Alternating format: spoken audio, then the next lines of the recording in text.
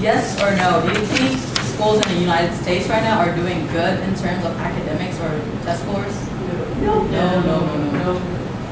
I'm a high school student myself, and we're all high school students, and we all know based on our experience, and for me, based on my experience and extensive research, I think that the United systems and school system in the United States should have changes.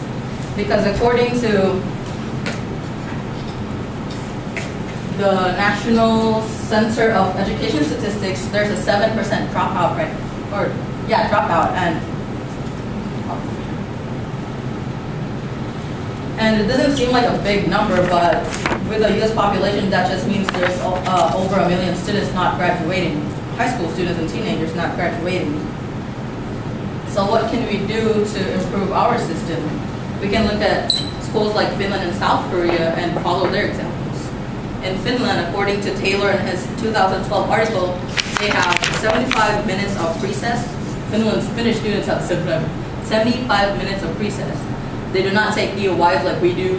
They only take one mandatory test in the end of their high school year, and that test is graded by their teachers. So that means the students know what's going to be on the test. They're confident that they're gonna pass it. Unlike EOYs, we're like, oh my God, how am I gonna pass it? Am I gonna graduate? And there's equality in the classroom, like you know how here in America we separate like the special kids. Over there they mix it because they want equality in their classroom, and they want students to develop within all, like whatever kind of person you are. And here's a classroom in Finland. Now South Korea is the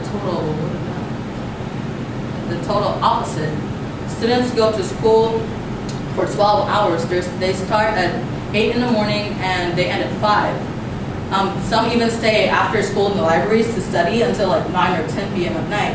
And according to Ripley in his 2011 article, some students attend hackwons or after-school institutes to learn to have tutoring like in subjects like English, reading, math, science, sports, piano, music, art, whatever stuff you can think of, for them to improve in their academic abilities. And they're very competitive. They're very like they discriminate you if you do really bad in school.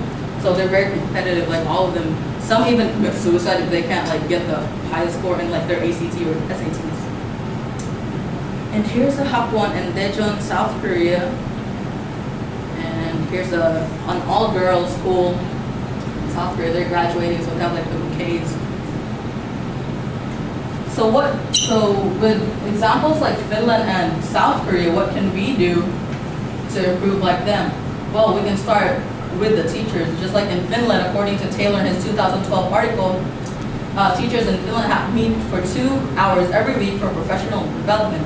If we do that, we allow our teachers to share ideas and improve our system on how to create smarter students. More hours for professional development benefits our students in improving and succeed as much as Finland or South Korea does.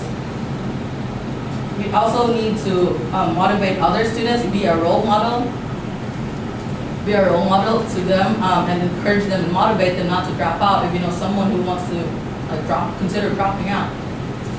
We can also open more schools because this has been proven to be effective. We can open more schools instead of closing them, because if we have less students in one classroom, that means the teacher can teach each student and have focus on each of them. That means that the students will feel that there's someone to help them in their academics. Not unlike if you have 25, then the teachers cannot really help each one. And then they go like, oh, there's no one there to help me, why should I be there? If I'm not going to succeed because no one's helping me, why should I go to school?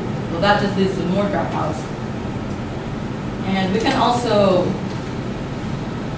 we can also have hackwons like South Korea does, because according to National Association of School Psychologists from Dr. Hale and Cantor, after-school tutoring or programs that encourage student involvement are effective ways that decrease dropout rates. So if we have after-school activities, or like, yeah, we have clubs, but we don't really like do anything there. I'm a high school student. I've been in clubs.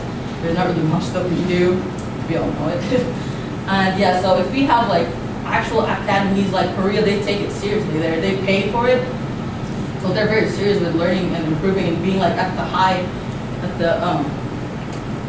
being highest in test scores, like this graph will show. Because he was in the United States in 14, and South Korea is like up there in Finland, so we all know their systems are effective, so maybe we can follow their systems.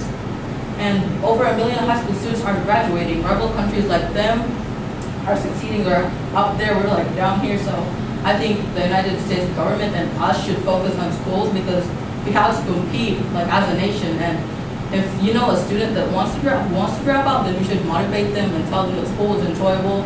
And not only does it help them improve, but improve us as a nation. Maybe we'll like be at the 6, and that's a lot better than 14. So be a role model for younger generation. Encourage fellow classmates to learn and retain knowledge. We can also write a letter to the Board of Education regarding the school system. It takes hard work, but according to Aristotle, the fruits of education are bitter, but the fruit is sweet.